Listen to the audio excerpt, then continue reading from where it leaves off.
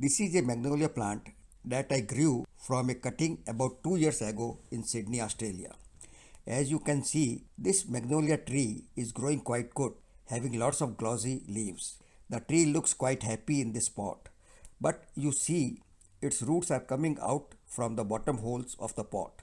If this magnolia is not transferred to a bigger pot, then it will stop growing further and will not produce any flowers. So now I will repot this plant into a bigger pot. The video covers pot selection, soil mixture, repotting, mulch, watering and stacking. The pot should have a number of drainage holes at its bottom so that water does not stand in the pot to avoid root rot. Proper soil mixture is very important for growth and flowers of magnolia. It needs free draining, slightly acidic and nutrition rich soil. Mix 25% compost or composted cow manure and 25% coarse river sand in the garden soil.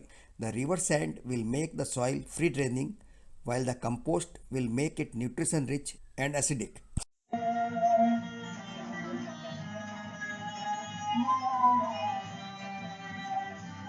Watering your plant before 2-3 days. Now tap or press the pot all around the pot to loosen the roots. Carefully take out the plant.